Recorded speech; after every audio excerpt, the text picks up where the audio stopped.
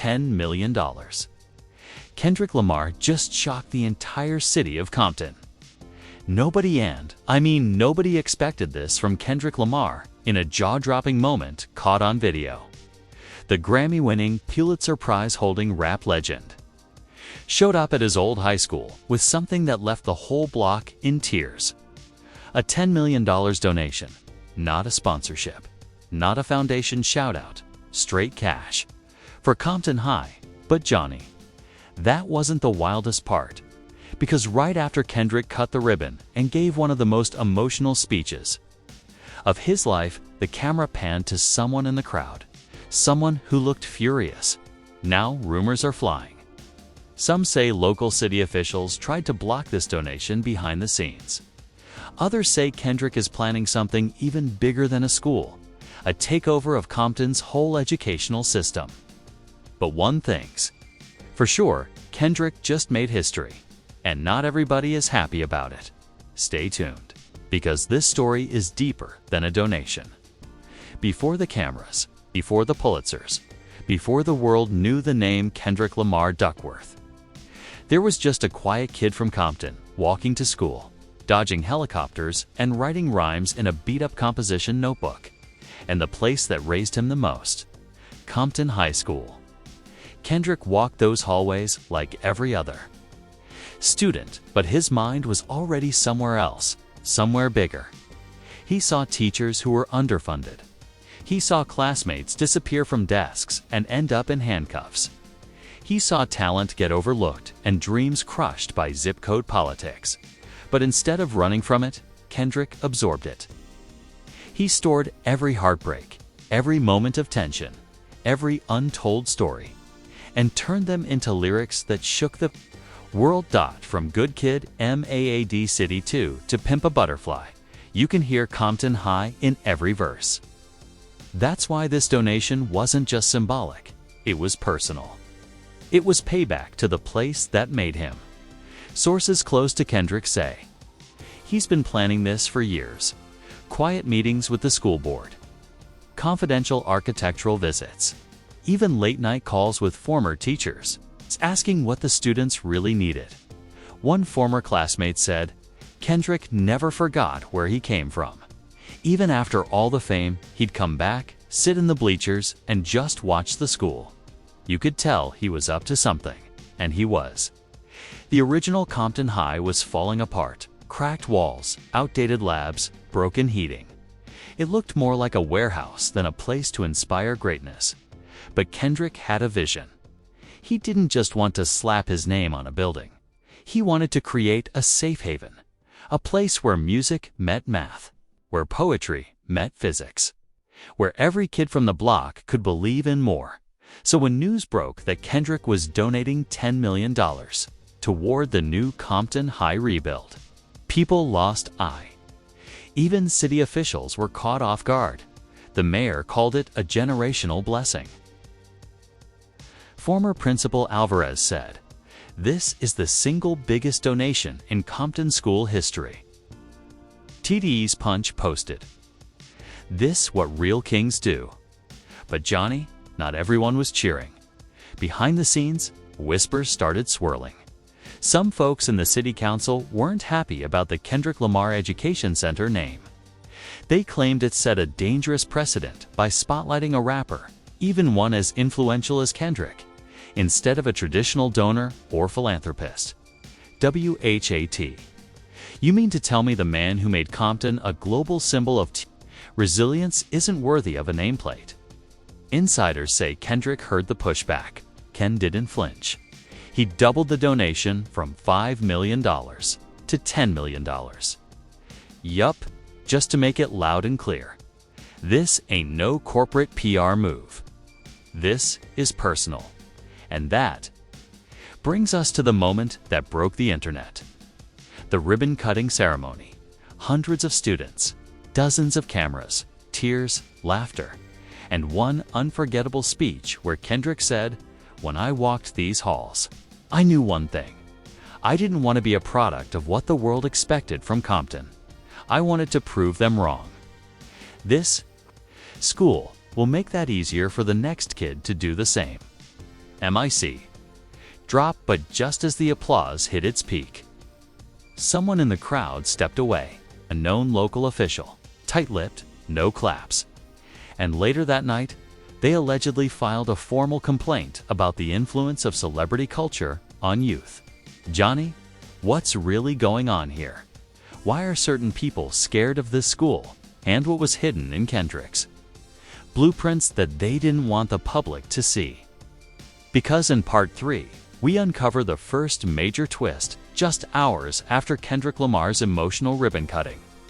The city of Compton should have been celebrating, but instead, whispers turned into fire.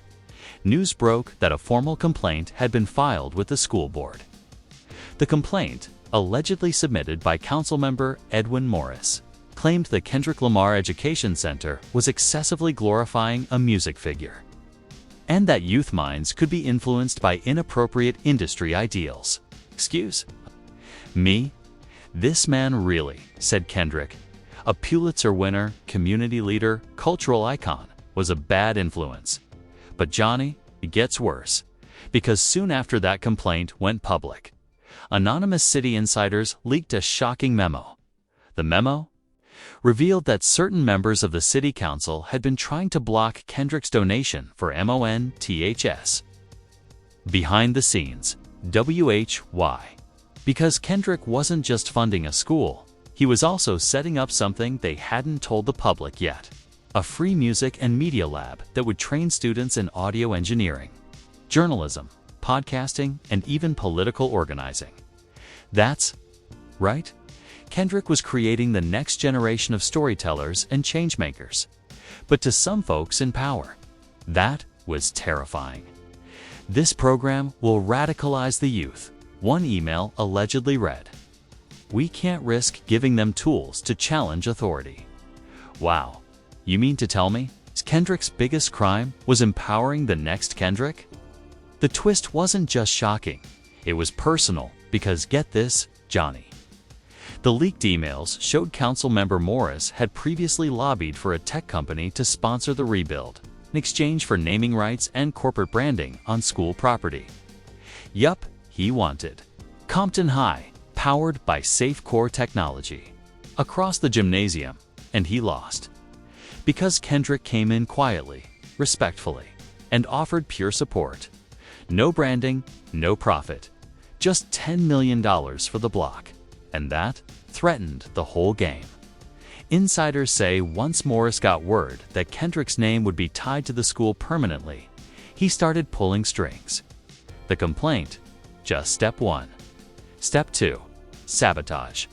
Here's what happened next, a week after the ceremony, a local blog posted drone footage of the school grounds at night.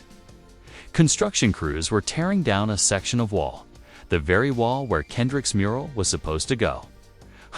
City officials claimed it was due to structural concerns. But the artist, who was scheduled to paint Kendrick's portrait, tweeted this. They told me the wall was fine last week. Now they say I can't finish my piece. Somebody lying. And fans agreed. #LetKendrickBuild started trending across social media. Students began protesting outside City Hall. Alumni demanded answers, including a few who went viral. Like one man saying, "Y'all let corporations name football stadiums." But a black man who made it out and gave back. You silence. Him? Well, that's when Kendrick's team decided to drop the hammer. A press release from PG Long, Kendrick's creative company, hit the internet. We will not be silenced. Our investment in Compton is not for approval, it's for impact. The next Kendrick, the next Ava, the next Nipsey is walking through those halls. We're not going anywhere. And with that, Kendrick pulled another move, he announced. A second donation, this time for $2.5 million exclusively for student-run content, including a school radio station, a documentary project on Compton's Untold History, a grant program for student filmmakers. THP Block went wild. But Johnny? The drama still wasn't done because that very same day, a mysterious video surfaced online. a grainy recording of a private council meeting where officials could be heard discussing Kendrick's donation as a threat to narrative control. Woo-ha! They were scared this school would give the youth a voice they couldn't shape. That's when the internet realized, this isn't just about one school. This is about silencing a generation. And Kendrick, he's not letting that happen now. Fans, activists, and even celebrities are stepping in. LeBron James, Kendrick's doing what leaders are supposed to do. Anyone trying to block that should be investigated. Issa Rae, this ain't about rap. This about power. And Kendrick is shifting it. Erykah Badu, they scared of what this school represents. Kendrick just woke up a sleeping city. What began as a ribbon-cutting ceremony is now exploding into a full-blown war between culture, control, and the future of Compton's youth. The attempt to erase Kendrick's mural, that backfired hard. Within 24 hours, the story hit major national outlets. CNN ran a headline. City Council pushed back against Kendrick Lamar's donation sparks outrage. The Shade Room had it pinned with 60K comments in 1 hour. And social media. Absolute chaos. People weren't just talking, they were organizing. Compton students launched an Instagram account at Lamar Legacy, where they documented the school's progress, exposed ongoing interference from local officials, and even began posting old yearbook photos of Kendrick, proving just how deep his roots went. But while the world watched this tug-of-war unfold, something unexpected happened. An anonymous Twitter account named @TruthFromTheBlock dropped a thread that changed everything. The thread contained photos of an internal proposal, marked confidential detailing an alternative plan for Compton High. The document was allegedly drafted months before Kendrick's final donation was accepted. It proposed turning the school into a charter tech hybrid campus with private funding from a Silicon Valley firm. The catch: the school would no longer be free for all Compton residents. A performance-based enrollment system would decide who could attend. In other words, gentrification through education. The thread went viral instantly, so y'all mad at Kendrick for giving back? Because he blocked a corporate takeover. This ain't about rap. This about power. And Kendrick messed up their little plan. The city tried to sell the school. Kendrick bought it back with the people's money. And by the end of the day, thousands were outside Compton City Hall, holding up signs that said, "This school is ours, free knowledge.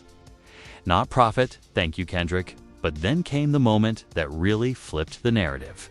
Kendrick, who had remained silent during the entire backlash, posted a 2-minute video on his official PG Lang page. No music, no filters. Just him, sitting on the old Compton High bleachers. He looked directly into the camera and said, "This isn't about me. It never was. This is about who gets to shape the future. This is about what Compton looks like in 10 years. They wanted to sell it. I'm here to protect it." He ended with one sentence. "Y'all told me stories when I was a student. Now I'm making sure you get to write your own." And then he stood up and walked off camera. That video hit 10 million views in a single night. What came next? More artists began joining in. Tyler, the creator, pledged $500,000 to fund creative writing programs inside the new school. Dr. Dre resurfaced with a post saying, "Compton raised us all." Kendrick's doing what real legends do. "I got his back." SCA wrote a lengthy post sharing her own story of public education and how she wished something like this existed in her hometown, even outside hip-hop. Names were flying in. Oprah offered to supply the school library with 10,000 books. Ava DuVernay offered to direct a docu-series on the school's creation. It wasn't just a school anymore. It was a movement, but with momentum rising, came another twist. A shocking report from a local journalist revealed that council member Morris had financial ties to the very tech firm that proposed the charter school. Alternative bank statements, donations, private dinners. The receipts were undeniable. The Compton community was stunned. The very person who said Kendrick was glorifying celebrity culture was quietly aligning with out-of-town investors trying to gut the school system. The council member issued a statement calling the claims misleading, but by then, the damage was done. A recall campaign was launched the next morning. And then, one final bomb dropped at a late-night board meeting. A school administrator nervously stepped forward with a sealed envelope. Inside, letter from a Compton High student anonymously submitted. The student wrote, "I used to think school was just where we pass time. But now, it feels like it's where we'll find purpose. We see the cameras, we see the chaos. But more than anything, we see Kendrick. And if he believes in us, maybe we should start believing in ourselves." That letter, read out loud on live stream. Shared across news channels, framed and now hanging in the front hallway of the school. This wasn't about controversy anymore. It was about hope. But as the support grows, so does the resistance, and someone deep in the system is still trying to shut this whole thing down. The moment Kendrick Lamar's $10 million donation went from generous to dangerous, the world realized this wasn't just a ribbon cutting. This was a cultural rebellion. Across social media, hashtags like #LamarLegacy, #LetKendrick and #Compton deserves better dominated every trending chart from X to TikTok. Videos of students holding hands around the school in protest racked up millions of views. Fan pages posted montages of Kendrick's career from freestyle Fridays in Compton to standing in front of the new school gates with a golden shovel. Celebrities weren't just talking. They were choosing sides. Cardi B tweeted, "Kendrick did what most people won't, give back without a camera crew and a brand deal. If you hate on that, you the problem." J. Cole posted a rare Instagram story. He's doing it for the kids, not the clicks. Chance the Rapper added, "I donated to Chicago schools because I watched Kendrick do it first. This man is a blueprint." But the loudest silence? Still from Drake. Rumors had already started flying about tension between Kendrick and Drake following industry drama. And now the fans were dissecting every bar, every sub, every shade. A resurfaced Drake interview clip from years ago where he called giving back tricky and mostly symbolic started going viral again, this time being used against him. The internet was writing the narrative now. Kendrick puts up $10 million. Drake puts up club flyers. The difference between a celebrity and a leader. Kendrick's giving back while others flex jets. But it wasn't just the fans stirring the pot. Streaming platforms, media outlets, and even brand sponsors started getting involved. One news outlet dropped a segment titled, "The Kendrick Effect." Is hip-hop finally returning to its roots? Spotify reported a 200% spike in streams for Kendrick's socially conscious tracks like All Right, Mortal Man, and The Blacker the Berry. Meanwhile, a local news station exposed emails between certain city officials and PR firms trying to manage the optics of the Kendrick donation. They weren't just worried about public backlash. They were scared Kendrick was starting a movement other artists would follow. Imagine it. Jay-Z building full campuses. J. Cole rebuilding Fayetteville's school system. Rihanna opening academies in Barbados. A cultural shift they couldn't control. And for some, that was terrifying. Meanwhile, the Compton School Board's inbox crashed from the volume of global support. People from Brazil, Nigeria, Canada, France, all writing in to praise the initiative, ask how to help, and even donate. One viral clip showed a 12-year-old boy from Detroit reading a letter out loud. "Dear Mr. Lamar, I want to go to a school like that. Thank you for showing us what's possible." But for all the love, there was still pushback. Anonymous threats were sent to the school office.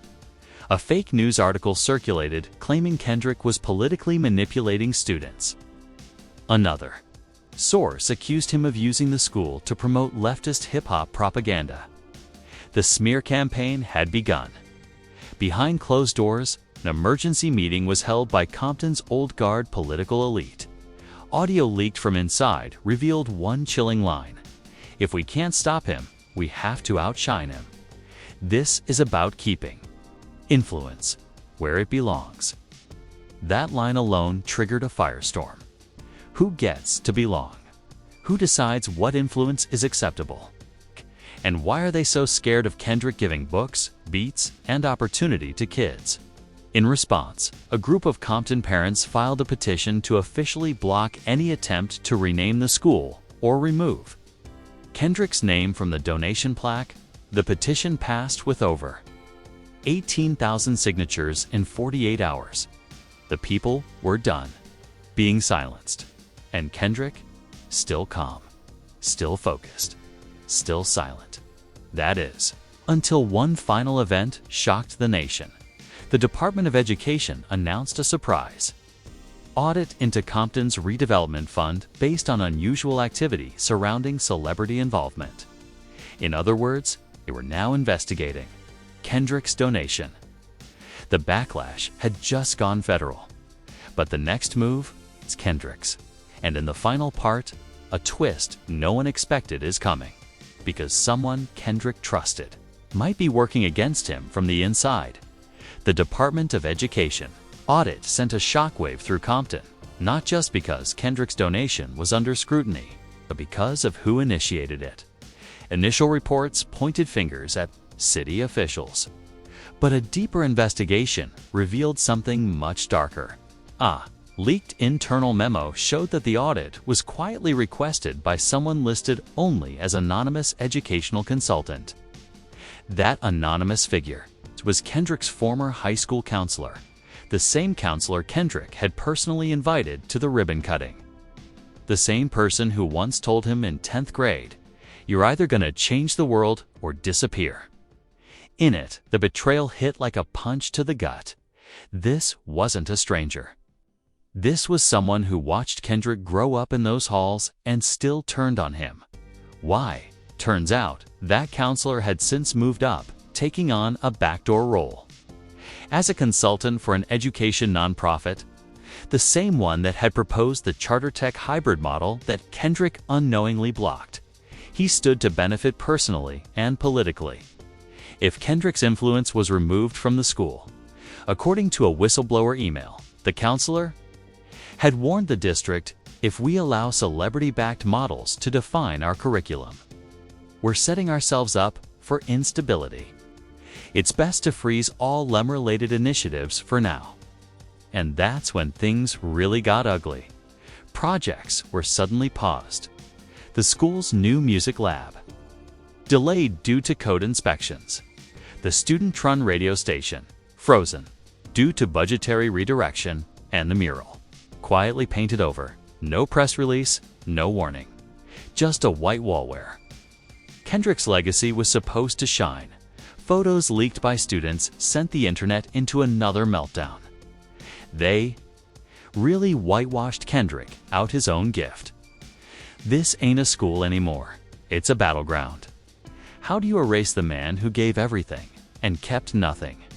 Within hours, a new wave of protests began. This time not just from students, but alumni, parents, and even some teachers. One teacher, face blurred in a viral video, said, "They told us we couldn't talk about him. They said it would complicate the audit, but this school exists because of him." And through all this chaos, Kendrick said nothing until the night of the school's first football game. Under the stadium lights, the band began to play a familiar melody. Not a classic school tune, not a national anthem. It was all right. And from the shadows, Kendrick walked onto the 50-yard line in a plain black HOODIE. No mic, no speech. He just stood there. As the music swelled, the crowd rose to their feet. Thousands, chanting, "We gone, be all right. We gone, be all right." A moment that wasn't just about defiance. It was about belonging. It was Kendrick silently reminding everyone, you can't audit love. You can't whitewash legacy. But the damage is already done. The school is now locked in a legal battle. Funding is at risk. And Kendrick's involvement is hanging by a thread. And now, rumors are circulating that Kendrick's planning something even bigger. Not a lawsuit, not a protest, but a full-scale education foundation. A chain of schools, self-funded, independent, unstoppable. Some are calling it the PG Lang Academy, and sources say the first one might not be in Compton. It might be in the same city that turned its back on him. Cliffhanger, you just witnessed the most powerful story in hip-hop philanthropy. But the question is, why are they trying to silence Kendrick Lamar for doing what schools, cities, and systems refused to do for decades? He gave $10 million. He built a school. He gave Compton its future back, and they tried to erase him for it. This isn't just about Compton High anymore. It's about who's allowed to lead. It's about who gets to give and who gets shut down for trying. Now we want to hear from you. Should Kendrick build his own school system outside the district? Was the counselor's betrayal the ultimate sellout? And why are powerful people so afraid of Kendrick's influence on the youth? Drop your thoughts in the comments right now. We're pinning the most powerful responses, and if you believe in real change, real impact, and real leadership, smash that like, hit that subscribe, and ring that notification bell so you never miss a moment of this story.